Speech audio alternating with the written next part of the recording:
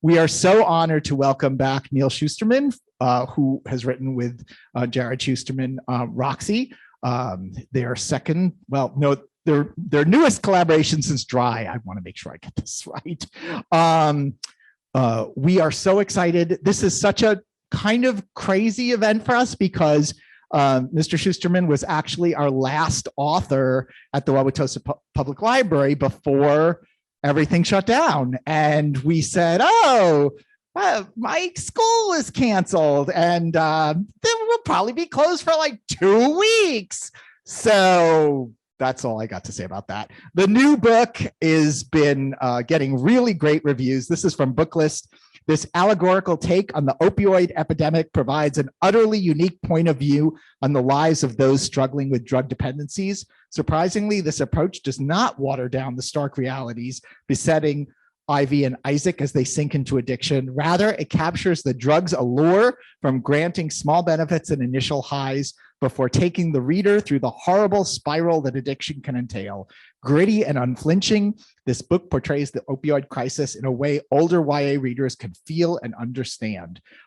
People have been calling it Crank Meets American Gods. Neal Shusterman is the New York Times bestselling author of more than 30 award-winning books, including the Arc of a Sith trilogy, the Skinjacker trilogy, and Challenger Deep, which won the National Book Award. I ask all of you to, we don't normally do this, but since we're recording, we'd like to make sure everybody's got their phone on mute. And don't forget, we'll have questions afterwards, which we will be repeating. So just a change in the world is just changed. So let's give a big hand, a real hand for Neal Shusterman. Thank you so much.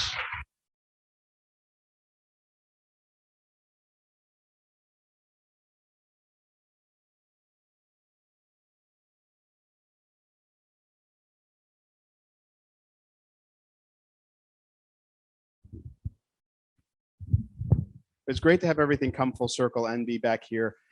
The evening after my signing for Boswell Books, I got a call from my publisher saying, the rest of your tour is canceled as of now. You're flying home tomorrow morning. And didn't leave my home for like a year and a half. So I am very happy to be back and back on the road, being able to share Roxy with you. Jarrod was not able to make it, but he is here in spirit. And he sends his regards. He's working the West Coast while I work everything else. And I just lost the place that I wanted to read. Okay, well, and I found it again.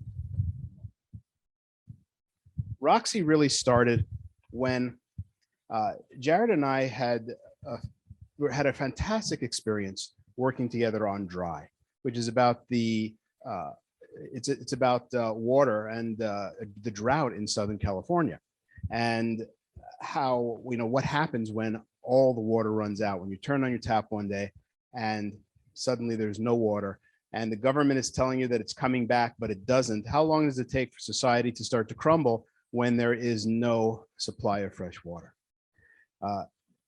And something that was a little bit scary about Dry was that the beginnings of the pandemic really kind of mimicked some of the things that were happening in Dry. You know, the raids on Costco, toilet paper. Who would have guessed it was toilet paper? You know, the raids on Costco in our book were water, but the reaction from people, the same. It was very similar. Well, when we sat down to write our next book, we knew we wanted to do something that was socially relevant. And we basically set aside a week. He flew into Jacksonville, Florida, where I live, and we set aside a week to just come up with an idea. We came up with the idea on the first day. And the rest of the week, we were already writing it. And that surprised us. We started talking about the various different issues we wanted to address. And it was in both of our hearts to address the opioid crisis. But how are you going to do that in a way that's unique? I mean, we've seen so many stories about drug addiction, to the point that they all start to sound the same. They're all, you know, important and they are all heartfelt, but how are we going to reach people from a different angle? And we started thinking about this one story that I had written with my other son, Brendan, in a collection called Violent Ends. This was done by Sean David Hutchinson. And the idea in this anthology was that 17 different authors were given the facts about a school shooting. And we were not allowed to write about the school shooting. Each of us had to take one aspect of this character's story. What was he like as a child? What happened afterwards to his best friend? Did he have any friends? Or did he have a teacher that helped him, or were there teachers who didn't help him along the way?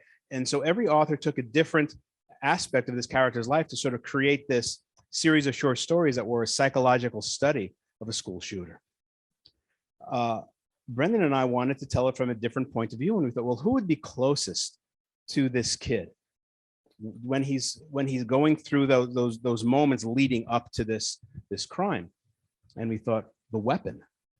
What if we personify the weapon? And we saw the weapon from its manufacture through all the various different hands that it went to until it came into this kid's hand.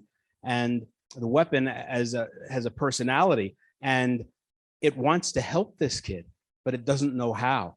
It knows, it comes to realize what this kid wants to do, and the gun has no power to stop him. And the tragedy of the inability to stop someone who's going to do this was kind of what the story was about. And telling it from that point of view of the gun made it very powerful. So we thought, well, what if we tell a story about drugs in the same type of way? What if we personify each of these drugs? You know, that these drugs could be like the Greek gods who exist in this eternal party in the sky, and they come down to earth to mess with us. Sometimes they're here to help us. Other times they're here to destroy us. They have that power. Roxy is OxyContin. She's beautiful, seductive, and if you fall for her, you fall hard, and she won't let you go. So that is the idea of where Roxy came from. From the very first chapter, and this was something that we wanted to set up in the very first chapter. The first chapter is told from the point of view of naloxone, which is the drug that they give you when you've overdosed to bring you back, to save your life. And so that character, naloxone, is telling this story in the first chapter, and we find out that the character that he's trying to save dies. And all we know is the toe tag, I, Ramey. Cut to 3 months earlier, Isaac and Ivy Ramey, brother and sister. One of them we know by the end of the story is going to die of an overdose, but we don't know which one. And each of them have their own path that they're taking through addiction and trying to battle it, and sometimes succeeding, sometimes not. Isaac falls for Roxy. But what's interesting is that Roxy falls for him. For the first time, Roxy has fallen for one of her marks. But how do you save somebody if you're all about destroying people? So that's a little bit about the story of Roxy. I'd like to do a little bit of a reading from Roxy. And what I'm going to read is actually not any of that. Also within the stories, within the book, are these different stories told from the point of view of some of the side drugs who we get to meet in the party or in various other places. And there are sort of these little vignettes, these almost like theatrical monologues that these drugs are delivering to the audience. And in each place that I'm speaking, I'm reading a different one. And so the one that I'm going to be reading to you is Dusty and Charlie, the Koch brothers.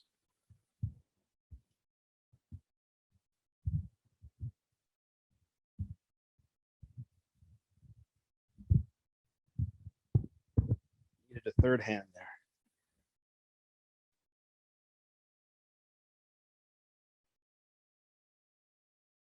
And I did lose the place, so we need the Jeopardy theme to start playing now. There we go.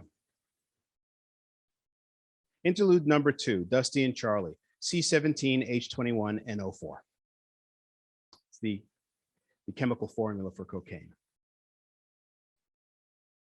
We don't need an introduction. Our names are already known. Our place in history has already been earned. After all, we were there for the Thousand Days' War. We stood by Queen Victoria as she colonized the East and even helped Sigmund Freud write The Interpretation of Dreams. In Austria, we soothed the pain of patients under the knife. And in the Americas, we helped Thomas Edison invent the movie camera. We practically built Las Vegas. And we're done in time to see Hendrix play Woodstock. We're everywhere.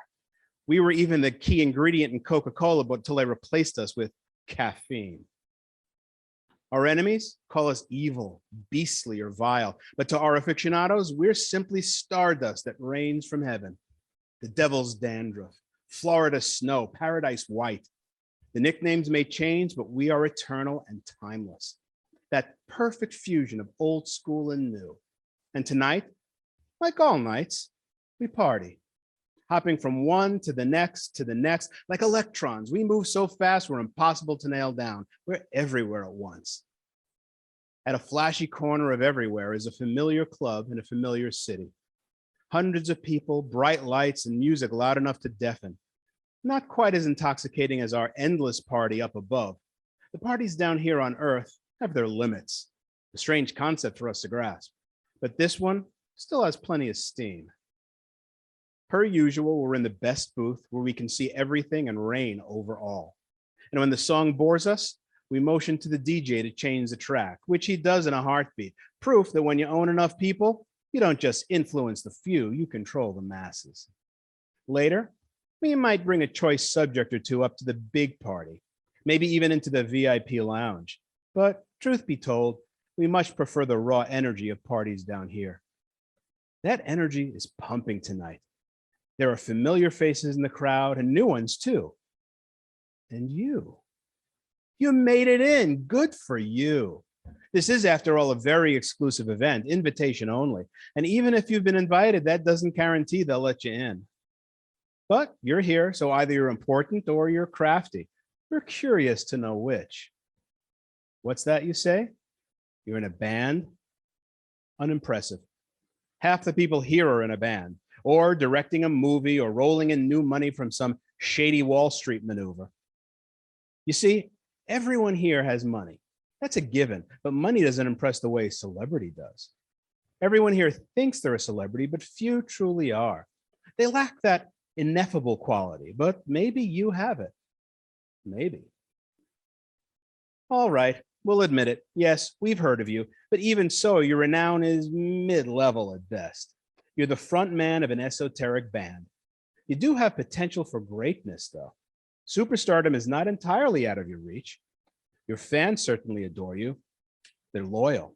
That's saying something in an age when rats in a maze have longer attention spans than human beings.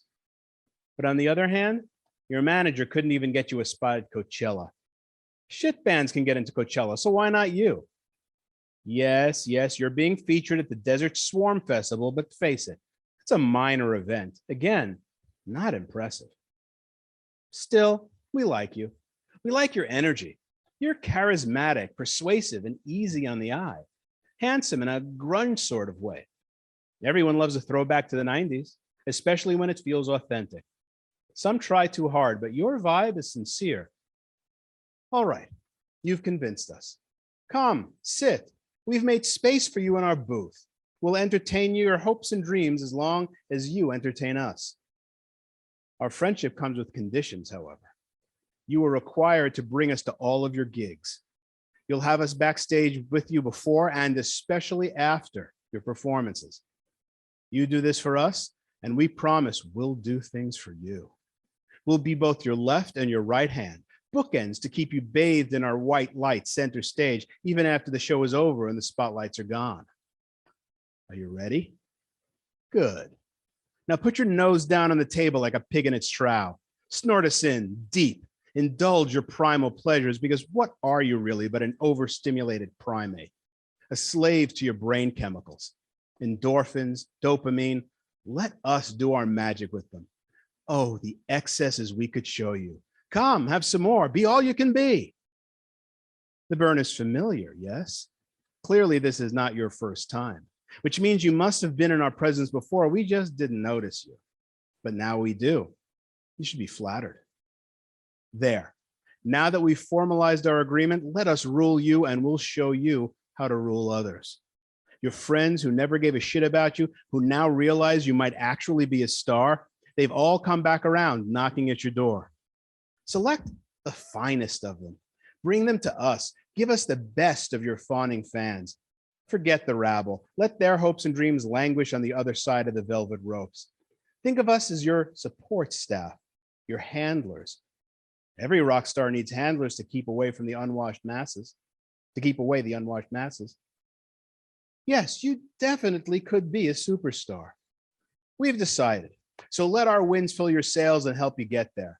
Sit back and enjoy your success. Watch it bubble and overflow like champagne. Speaking of which, here comes our friend Al with a bottle just for us.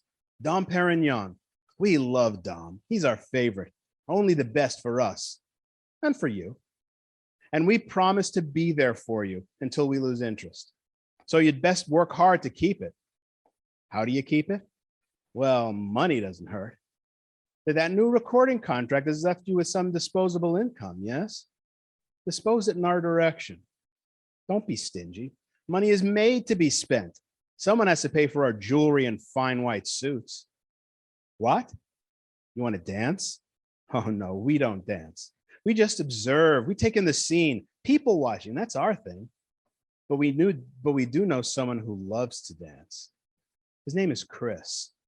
He would love to meet you. But let's take it slow. There's plenty of time for that farther down the line. You look like you're enjoying yourself. Good. Nothing could make us happier. Now get out and make room for someone else in our booth. But come back tomorrow because we love you, man. You're our favorite. You're our star. Now go. We won't ask you again. Thank you.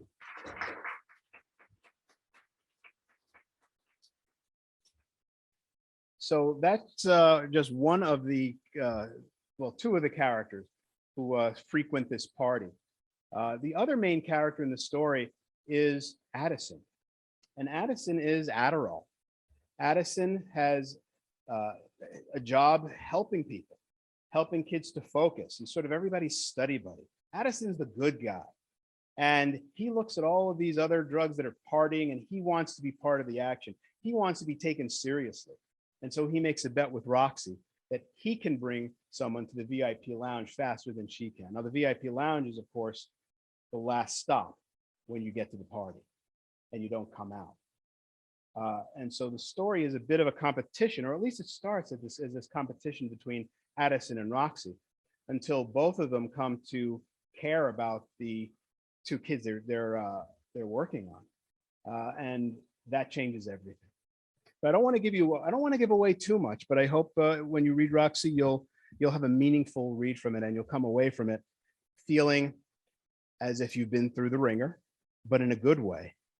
And maybe, just maybe, a year from now, you're at a party, someone puts something in your hand and you look at it, and maybe some of your friends are saying, oh, come on, take it. It couldn't hurt you. Why don't you try something? And you look at it and you say, Roxy, and you hand it back. And if you do that, then as authors, we've done our job. So I would like to open it up to questions. And I have something very special at the end that I'd like to be sharing with you, but I won't tell you about it until a little bit later. But I'd like to open it up to questions from here and also from our studio audience in the ether.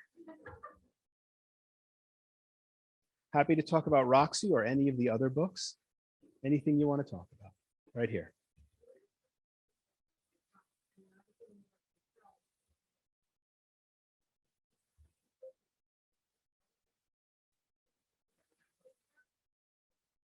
We work together really well, and we don't do just a chapter each. The way that we work is we come up with a concept, and then we talk about, okay, who's going to write this part? Now, for instance, I said, let me try writing the first chapter just to sort of get this concept of the voices of these drugs. So I wrote the chapter on naloxone, and then Jarrod said, let me try to write this chapter from the next chapter when we go back in time from Isaac's point of view. So he wrote the first half of that chapter, and then I went through it, rewrote it, and finished that chapter. And then the next time we got to one of the other characters, when we got to Ivy, I started it and he finished it. rather than writing individual characters, we develop the characters' voices and then let the other one continue it and then come back, and we go back and forth. So at any point, either one of us could be writing from that character's voice. The one that I just read, about the first half of that was written by Jarrod, and then the second half was written by me. But it kind of feels seamless. One of the things that we have been really good at has been matching the voices of the characters. And it's not really matching each other's voices, because the characters all have different voices to the narrative, whether it's first person, as in, with Roxy and Addison and the drugs, or whether it's third person, which Isaac and Ivy are all told in third person. We really have a sense of the characters. And so it makes working together a joy. It's not only fun, it's a bonding experience. We don't fight, we don't argue. We argue about other things, father-son things. You're going to wear that shirt to a meeting. When was the last time you shaved? Those are the kinds of things we argue about. But when it comes to writing, we're both very professional, and it really is a pleasure. And everybody thinks, oh, it must be so hard. You must fight and bump heads all the time.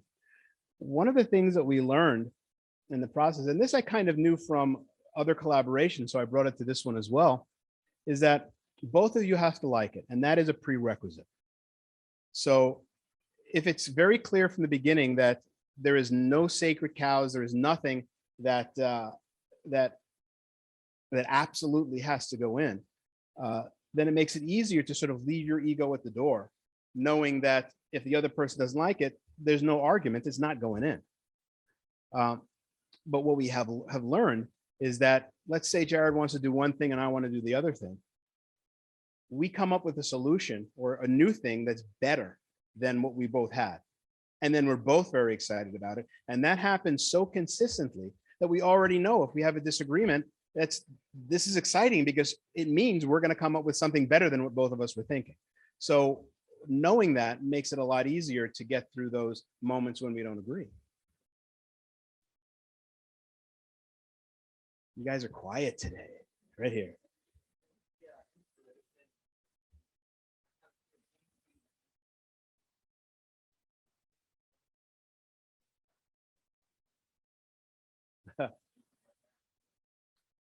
Game changer. Many times unlike with Roxy, many times there are stories that are just ideas. They don't connect with a reason to tell them. This actually started years ago. It had to be at least 10 years ago. I was speaking at a school, and a kid just out of the blue asked the question, "Are you ever going to write a sports story?" And I said, well, if I have a story that lends itself to being told through sports, I would. And he said, well, what would it be about? And I said, well, it would, be like something I would write, like maybe a football player who tackles so hard he bounces into alternate dimensions. It was kind of a joke, and the audience laughed. And I thought about that. And I thought, that's kind of a really interesting idea. So I kind of held on to that idea. It was really just a gimmick. We've seen Quantum Leap. We've seen, kind of things like that before. There was really no reason to tell the story. But, it percolated for a while. And then I started thinking, what if the worlds that the character jumps into are different social realities? What if he is this kid, sort of this, privileged white kid who lives in this, not even understanding his own privilege. And his best friend is Black, but his friend is always telling him, you just don't get it. You don't get what it's like to be me. And he really doesn't. I mean, he's not a bad kid. He just has trouble seeing outside of his limited perspective. Well, he starts bouncing into worlds where he has to face all of these things, from racism to sexism to homophobia. He bounces into a world where Brown versus the Board of Education went the other way, and the United States is still segregated. So his best friend, is no longer even at his school, and he has to sort of face the horror of a segregated society, and comes to realize that it's not all that different from the world that he knew, that as far as we think we've come, we haven't come as far as we like to think we did. And so he comes to realize that. He bounces into another world where the world is exactly the same, except he's finding that he's attracted to other guys. he's gay in this world. And in this world, he has a secret relationship with one of his friends. And he, for the first time, has to come to understand what that means and the feelings of being gay, and ends up in that world being outed or coming out himself. And he faces that. Then he bounces into a world where he's not the football player, he's a cheerleader, and he is in an abusive relationship. She is in an abusive relationship with the quarterback, and now understands what it's like to be a woman in an abusive relationship. So bouncing through each of these worlds, he gets to see these perspectives that he's never had before. This was the hardest book I've ever had to write. Trying to be authentic and see and really try to look at these, have this character really experience these things from other perspectives. And it was one of those stories where I knew I was gonna upset some people. There were gonna be people who came back and say, you don't have the right to tell this story. You don't have the right to see things from these other points of view. But the thing is, I think it is important.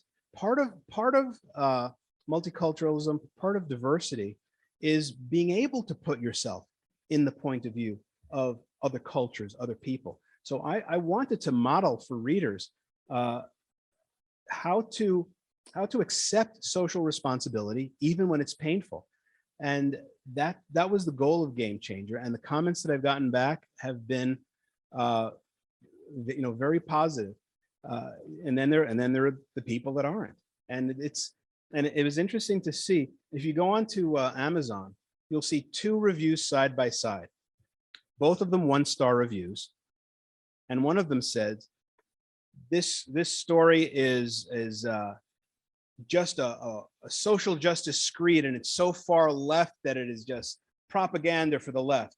Right next to it, an article saying that this book is horrible because it is so far right. It was ridiculous, the 2 opposite extremes. So basically, I managed to piss off both sides, and I'm very proud. But most people get it. And I've gotten some fantastic emails from kids who said, I never thought about it that way. And it's opened up this, these perspectives to people who were struggling to find perspective on these issues. So I'm very pleased that I wrote it. I'm pleased with the response. It came out smack in the middle of the pandemic, so I didn't get to go on tour for it. But it's a story that means a lot to me. Yes.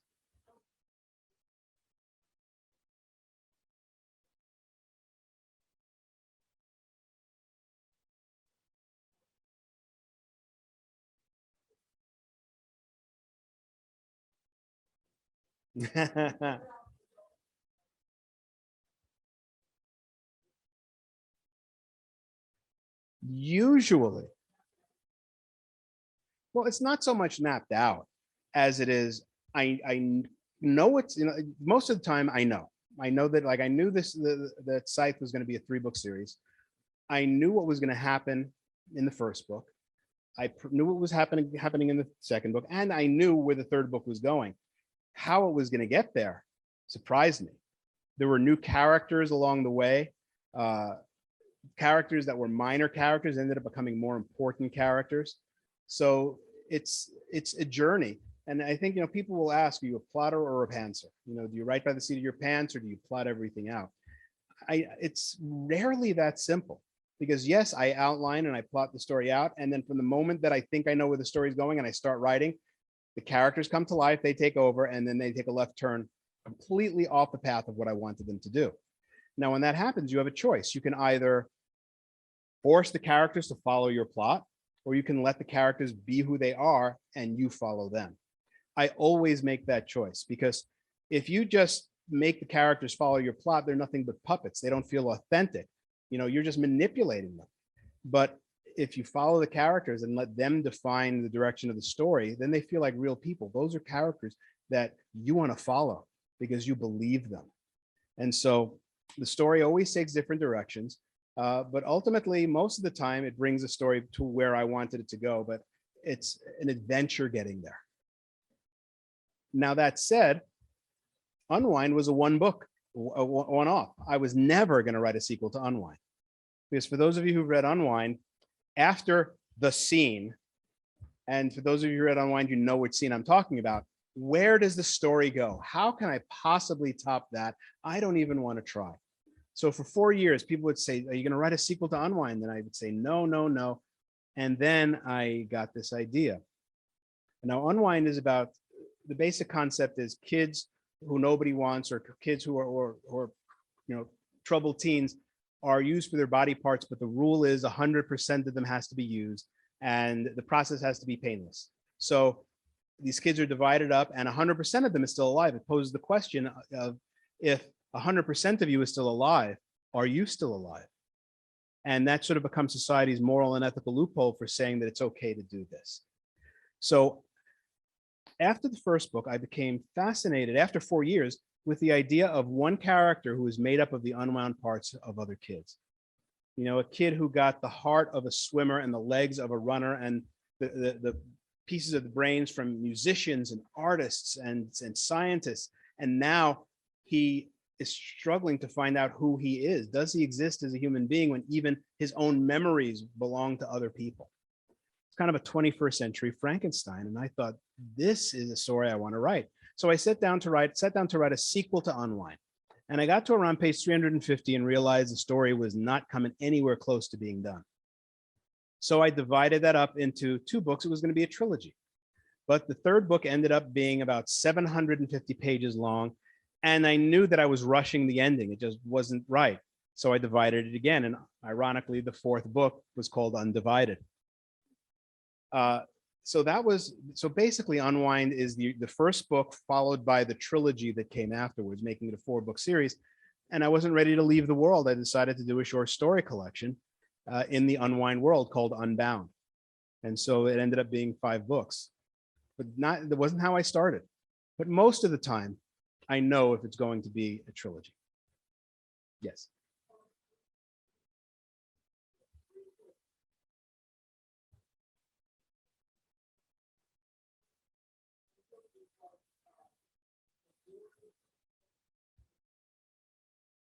Yeah, the Heartland War.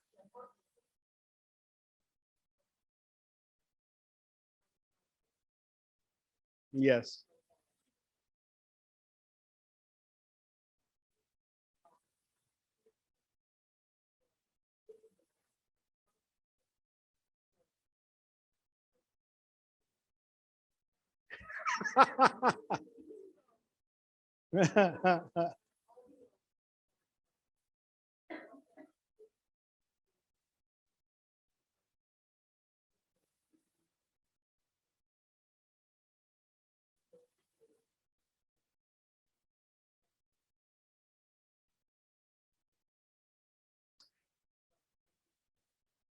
Yeah, I mean, the reason why I wrote it the way that I did was because I wanted to sort of sublimate it away from our politics and the specific issue, so that we could look at the underlying issue, behind it. And I wanted to, I mean, I think only once in the introduction, when it talks about unwinding was the solution to the battle between pro-choice and pro-life, they came up with basically the King Solomon solution, the worst possible compromise. And then it's not mentioned again. And then it's all about how society has gone in this direction and how society chose to make these decisions. But I didn't want to specifically address the issue of abortion. I wanted to lift it away from that so that we could sort of look at society sort of from a third perspective.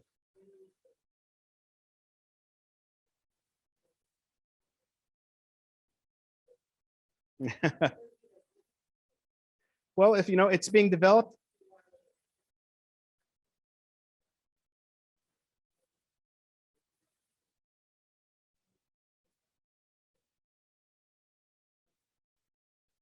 That's a real thing. I called it stalking, but I got that from the real world, because when in order to stop babies from being left in horrible situations and dumpster babies and those horrible things we hear about, hospitals allow you to bring, in just about every state, hospitals allow you to bring a baby to a hospital or to a fire station or to a police station and leave the baby there, no questions asked.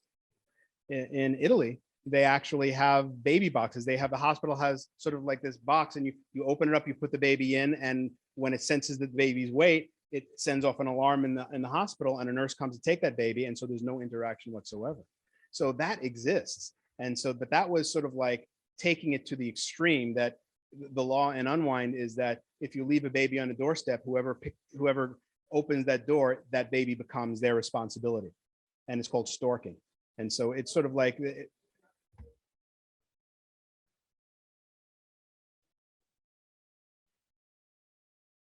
but you know, saying that the stories are messed up, I mean, I'm sort of posing all of these questions about society and the way society makes decisions. And many times society makes messed up decisions. And this is sort of a magnifying glass looking at how society does this. And hopefully we can see it and have it reflect on our world.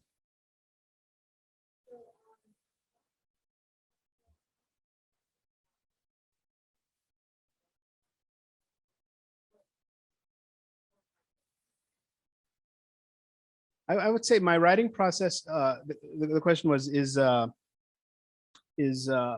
writing with Jarrod changed my my writing process? And I would say it hasn't changed my own process for working by myself. I mean, I have my process, and it's the way that I work. But the thing is, you know, what really has changed my process has been my editors. I was just talking with my editor the other day. When I'm writing, I hear my editor's voices in my head. When I write something, I think of what my editor Stephanie would say about this. I think of what my editor Justin would say. I think about my editor David would say. They're all in there, you know, calling me on my stuff, and you know, and I can't get away with any of it in my own head. So by the time it gets to them, they've already edited it. And that was kind of the conversation that my current editor at Simon & Schuster, Justin, said that the book, you know, the book that I'm working on now, which is a short story collection, is coming in, and it doesn't need that many changes. And he says, it feels like I was already in there editing it. And I said, you were. I was hearing everything you were going to tell me. So it's great having great editors, because you bring them along with you. You learn from them. Yes.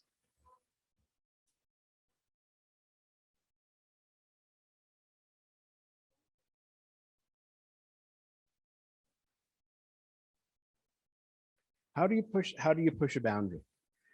I mean, there's a lot of soul searching in deciding what boundaries to push and why. And I think it really has to do with why. You know, I'm posing a question. The most important thing is putting something out there that is positive, putting something out there that is going to make a positive difference. And if in order to make a positive difference, I need to make you stand back and take notice, then that's where I'm going to push. But there is never anything in any of the books that I would consider gratuitous. I mean, there are times that I read YA books and I say to myself, why is that in there? And you know, I guess I'm a little bit old-fashioned when it comes to that. But then, who am I to say that? Because you know, people might think I push it too far. But you know, I think a lot of it comes from that place of responsibility. You know, I would not want to write anything that I would not want my kids that are age appropriate for that book reading.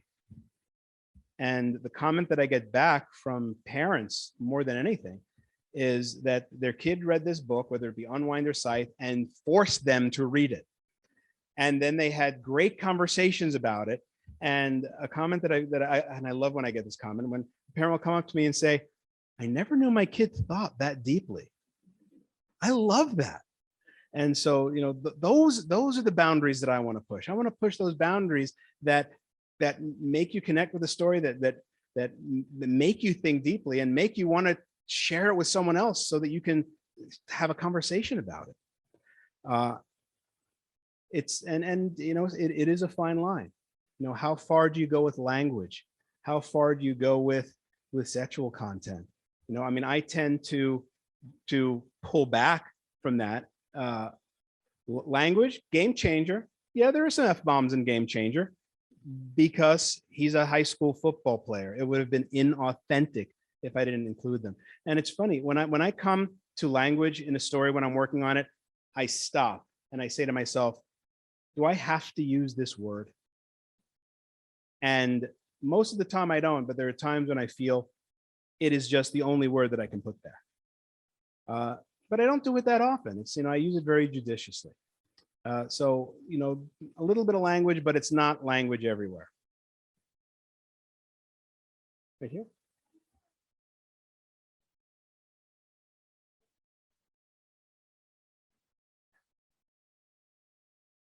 That's funny because I've had people say the opposite and say that it was satisfying. I mean, the whole series that the tell.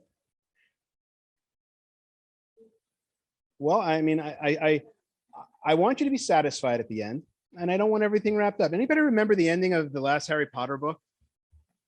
That's like the worst ending ever. What?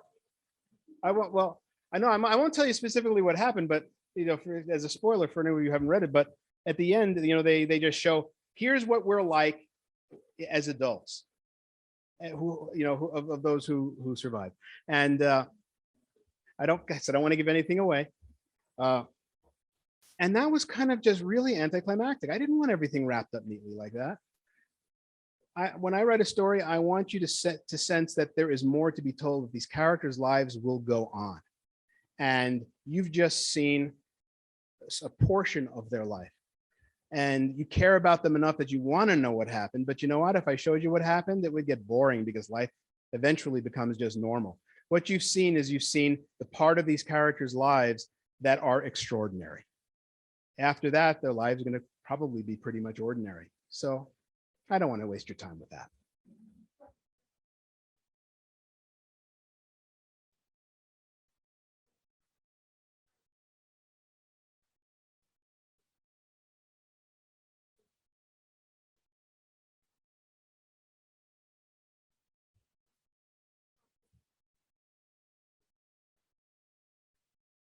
Well, it's a writer. The question was, how do I write from different perspectives that I've never experienced? It is the writer's job to try to see the world from different points of view. And you only know if you've succeeded if the response from people say, yeah, you got it. For all of those things, gender fluid, gay male, for a woman who's been in an abusive relationship. I spoke with people and I gave the pages of the chapters to people to read to see what they thought of it. And, the things that they felt that I got spot on, the things that they felt like I didn't capture it enough. And I really, worked with them to make sure that I got it as good as it can be. And so when people came back to me and said, who I was, vetting it with, said that, you really nailed how this feels. I felt like, I felt better about it. But I wasn't just going to write in a vacuum. I had to have that feedback for all of those things. And so far it's been, very positive from people in those different groups. So, I mean, every once in a while there's someone who just doesn't like that I tried to do this, but it doesn't mean I shouldn't have done it.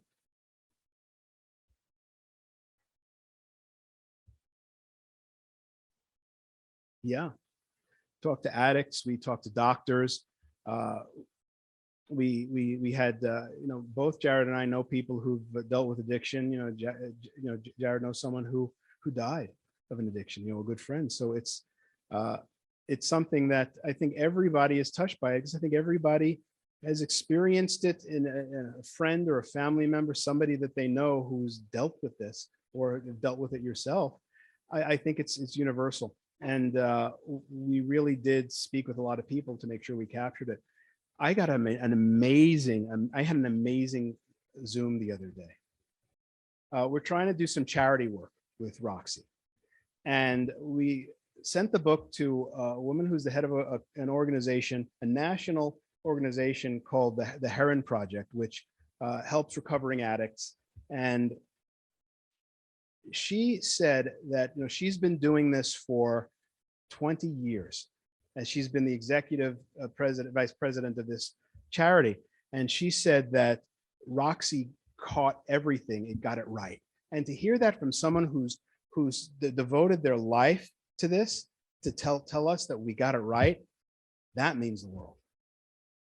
So I just because I've written a lot of books doesn't mean I'm going to take it for granted that I know what I'm doing. Every single time it's a brand new experience, and I have to make sure that I get it right. And for Roxy, both Jarrod and I did the research. Yes.